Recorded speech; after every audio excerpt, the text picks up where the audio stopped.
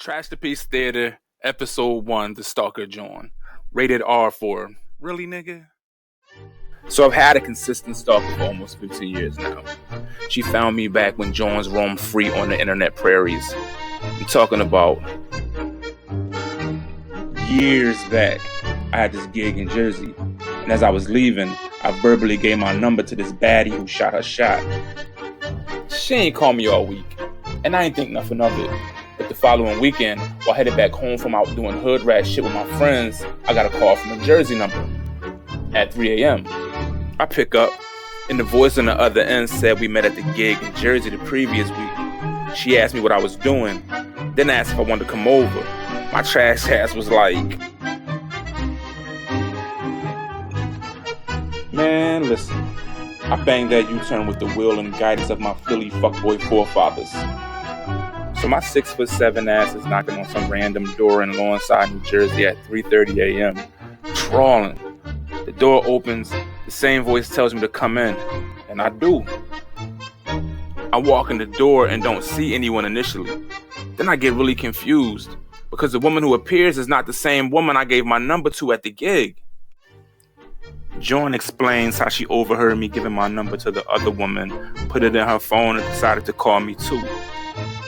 Yo, I was freaked out. She blocked the door and asked me to have a seat. We started talking awkwardly, then she began reading poems to me. I fake listened and then told her I had to go. She ain't pay that shit no mind though. I try to relax, just talk, cordially, while trying to figure out an exit strategy.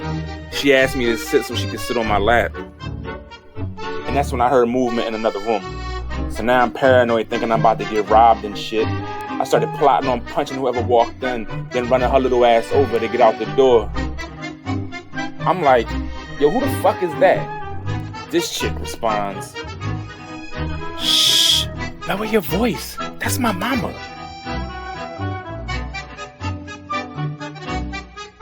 Yo, we both grown as fuck and about to be on punishment. I start to reason with her. I remind her that it's late, and I tell her I gotta go.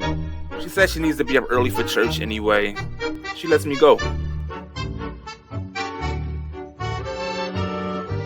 She called me the next morning, and immediately I was like, yo, seriously? I'm not interested. It wasn't cool how you got my number, yo. Please don't call me again. She apologized and said she wouldn't call anymore. Then she called the next day. And the next day. And the next day. And then she started popping up at my gigs. The event could be in Richmond, and her ass would be there with her friends front and center. I had to stop promoting my shows online. I ended up blocking her on MySpace and rejecting them blocking any unknown South Jersey number.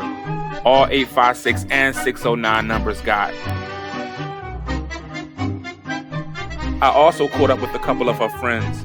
I let them know that Jawn and I were not together, that she was actually stalking me. They were mortified and said they would get her to chill. And it worked. The calls went from daily to weekly to sporadically to no more calls at all. So fast forward quite a few years. I'm on a road trip with Kai. The phone rings. It's an 856 area code. I answer.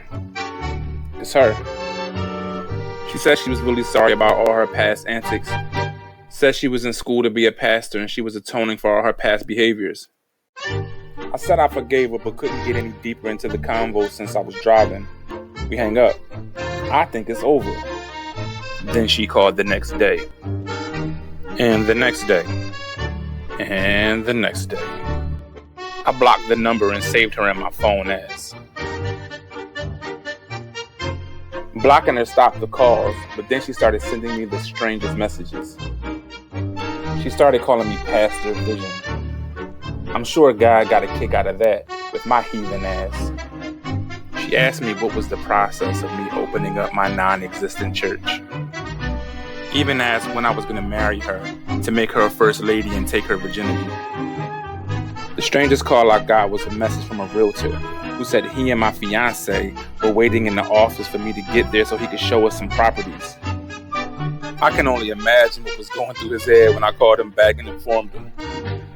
The last contact me and Stalker Jawn had was when she got crafty and called me from a 732 area code. Is it true that you're marrying Taraji P. Henson? Yup, I most certainly am. Congratulations, and I'm never watching any of her movies again. Sorry, Taraji, but also thank you for saving me. Hopefully she doesn't see you're engaged to someone that's not me. What's wild is, that's not the only time somebody got my number that way.